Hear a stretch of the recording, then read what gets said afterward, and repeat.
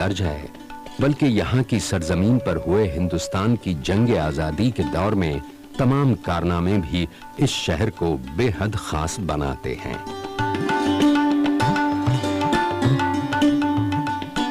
फिर बात चाहे महात्मा गांधी के अहिंसक आंदोलन की हो या फिर जांबाज वतन परस्त क्रांतिकारियों की।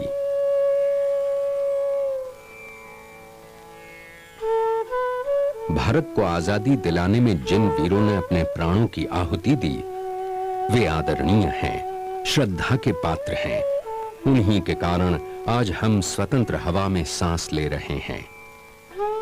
आजादी की राह में अपना सर्वस्व बलिदान करने वाले एक ऐसे ही वीर बलिदानी हैं राम प्रसाद बिस्मिल। सरफरोशी की तमन्ना अब हमारे दिल में है, सरफरोशी की तमन्ना अब हमारे दिल में है।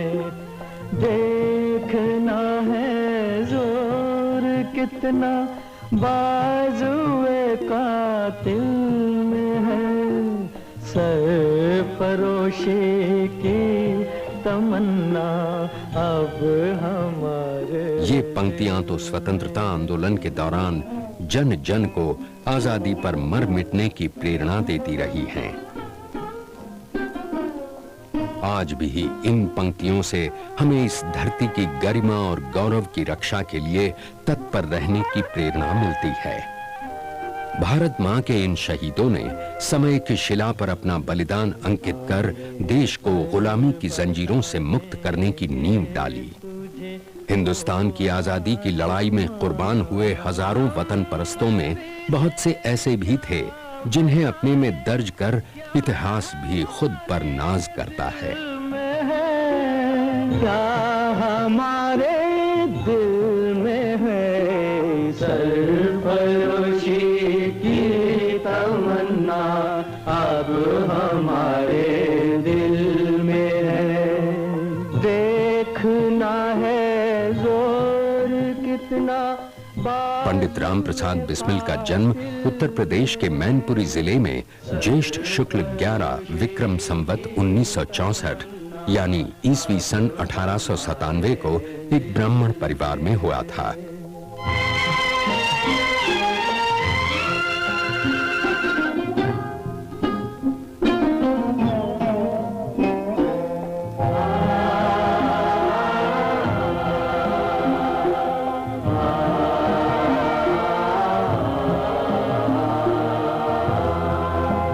पिता का नाम मुरलीधर और माता का नाम मूलमती था।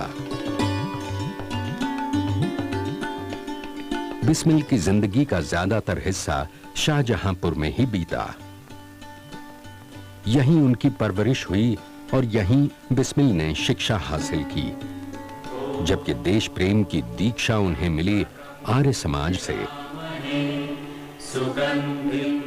यहीं पर बिस्मिल को सत्यार्थ प्रकाश पढ़ने का मौका मिला और इसके बाद बिस्मिल देश सेवा की राह पर एक मतवाले योगी की तरह चल पड़े। बिस्मिल के क्रांतिकारी बनने पर क्रांतिकारी आंदोलन के इतिहास लेखक श्री सुधीर विद्यार्थी कहते हैं, बिस्मिल मातृवेदी संस्था के संपर्क में आए। मातृवेदी संस्था के एक लीडर, एक नेता पंडित गेंदालाल दीक्षित थे। गेंदालाल दीक्षित के संपर्क में आकर बिस्मिल बड़े क्रांतिकारी बने। मैं समझता हूं कि गेंदालाल दीक्षित ने बिस्मिल के क्रांतिकारी व्यक्तित्व के निर्माण में बड़ा योगदान दिया। पंडित राम प्रसाद क्रांतिकारी जीवन को योग साधना से कम नहीं समझते थे। वे अपना सर्वस्व त्याग कर देश की स्वतंत्रता के लिए लगे रहे। उर्दू, हिंदी, संस्कृत और बंगला की अच्छी जानकारी रखने वाले पंडित राम प्रसाद शायर एवं बहुत अच्छे लेखक भी थे। उन्होंने अवाम को जगाने के लिए बहुत ही कम वक्त में कई किताबें लिखी, जिनमें से कुछ हैं अमेरिका को स्वतंत्रता कैसे मिली, कैथरीन, स्वदेशी रंग। मगर इससे पहले कि ये किताबें भारतीय जनमानस तक पहुंचती, अंग्रेजी हुकूमत ने इन्हें जब्त कर लिया। इसी दौरान गांधी जी की अगुवाई में असहयोग आंदोलन की शुरुआत हुई, जिसमें क्रांतिकारी पूरे जोश और खरोश के साथ हिस्सा ले रहे थे। इसके बाद एक बार फिर क्रांतिकारी आंदोलन को तेज करने की कवायद शुरू हो गई। शचींद्रनाथ सान्याल के नेतृत्व में एक बार फिर से क्रांतिकारी दल उठ खड़ा हुआ। पंडित राम प्रसाद बिस्मिल अपने साथी अशफाकुल्ला खान, रोशन सिंह और प्रेम कृष्ण खन्ना के साथ इस दल में शामिल हो गए।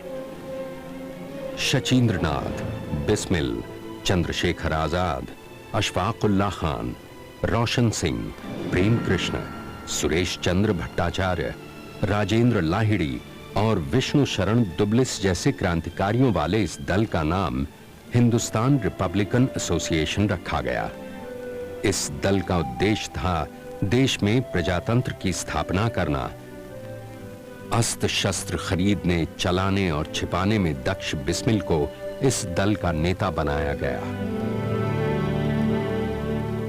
हिंदुस्तान रिपब्लिक एसोसिएशन के सदस्य गांवों और कस्बों में अंग्रेजों के पिट्ठुओं के यहां डकैतियां और लूट के पैसों से फिरंगियों से लड़ने के हथियार खरीदते। स्वतंत्रता संग्राम सेनानी श्री एस के बर्धन कहते हैं, पंडित राम प्रसाद बिस्मिल जी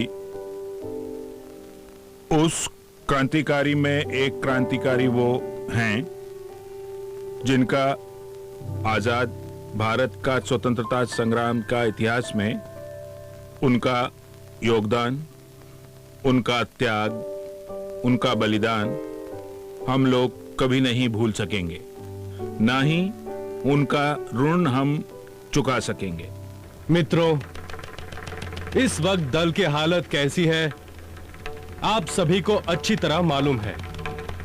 ना तो हमारे पास अच्छे हथियार हैं और ना ही पूंजी। तंगी का आलम तो यह है कि मुट्ठी भर चना भी हमें बड़ी मुश्किल से मिल पा रहा है। पंडित जी, आप चिंता ना करें, अपने लक्ष्य को पाने के लिए हम लोग भूखे भी रह सकते हैं। दोस्तों, हमारे दल को इस वक्त पैसों की सख्त जरूरत है। ये तो हम सब जानते हैं, मगर पैसों का प्रबंध किया कैसे जाए? फिरंगियों के डर से कोई दान भी तो नहीं देता है। पर जहां तक रही बात डाका डालने की, तो मेरी समझ से इस काम से हमारे दल के प्रति लोगों का नजरिया बहुत अच्छा नहीं है। मुकुंदी भाई सही कह रहे हैं राम। यही तो मैं भी कह रहा हूँ। हम लोग रोज इधर उधर डाके डालते हैं, लोगों को लूटते हैं, मारते पीटते हैं। ठीक है, वो लोग अंग्रेजों के पिट्ठू हैं, लेकिन है तो हमारी तरह हिंदुस्तानी ही। मतलब हमारी दुश्मनी अंग्रेजी हुकूमत से है। अब हमें कुछ ऐसा करना होगा जिससे अंग्रेजी हुकूमत की नींव ही हिल जाए। हाँ, तो क्यों ना हम सरकारी खजाना ही लूटें? मगर राम, ये सरकारी खजाना हमें मिलेगा कहाँ? मैंने सब पता लगा लिया है। एक रेलगाड़ी जिस पर सरकारी खजाने वाला संदूक रखा होता है, सहारनपुर से लखनऊ आती है। क्या? हाँ, इसमें तकरीबन 10,000 रुपए होते हैं। 10,000? हाँ, अगर ये हमारे हाथ लग जाए तो समझो हमारी बरसों पुरानी तमन्ना पूरी। इसे ही हमें लूटना है। हाँ, सही कहा। साथियों, हमें इस गाड़ी को लखनऊ से पहले काकोरी स्टेशन के आसपास ही लूटना होगा, क्योंकि वहां पुलिस का खतरा कम होता है। ठीक है बिस्मिल भाई। हाँ, ठीक है, बिल्कुल ठीक है। अब आप लोग गौर से सुने। अशफाक भाई, बख्शी जी, लहरी जी, आप लोग दूसरे दर्जे में जाकर जंजीर खींचेंगे। ठीक है। आजाद भाई, मुकुंदी लाल, मनमत नाथ और बनवारी लाल, आप सभी लोग डिब्बे के पास खड़े होकर हमारी सुरक्षा करेंगे और यात्रियों पर नजर रखेंगे। बाकी लोग मेरे साथ संदूक उतारेंगे। किसी को कोई दिक्कत नहीं, बिल्कुल नहीं। हाँ, एक बात और, जब तक कोई हम पर हमला न करे, हम गोली नहीं चलाएंगे। हाँ, ठीक है। किसी भी कीमत पर खून खराबा नहीं होना चाहिए। इस बात का खास ख्याल रखना है, ठीक है? हाँ ठीक है। भारत माता की जय, भारत माता की जय, भारत माता की जय। योजना के अनुसार 9 अगस्त 1925 को काकोरी स्टेशन के पास ट्रेन रोककर बिस्मिल की अगुवाई में हिंदुस्तान रिपब्लिक एसोसिएशन द्वारा सरकारी खजाना लूट लिया गया। बिस्मिल अहिंसक डकैती की योजना में पूरी तरह सफल रहे, मगर एक साथी की बेवकूफी से एक यात्री मारा गया। रेल डकैती की खबर फैलते ही चारों ओर हड़कंप मच गया। अंग्रेजी सरकार के उच्च अधिकारी क्रांतिकारियों के इस कारनामे से दंग रह गए, क्योंकि ये सिर्फ डकैती ही नहीं थी, बल्कि क्रांतिकारियों का अंग्रेजी सरकार पर खुल्लम खुल्ला हमला था। अंग्रेजों की पुलिस पागल शिकारी की तरह क्रांतिकारियों को ढूंढने लगी।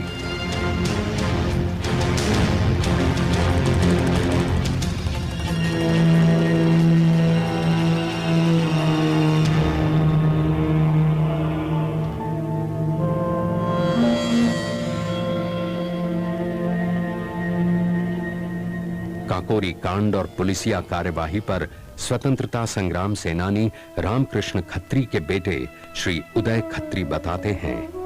मेरे पिता क्रांतिवीर रामकृष्ण खत्री पंडित राम प्रसाद बिस्मिल के साथियों में थे। उन्होंने क्रांतिवीर बिस्मिल के साथ में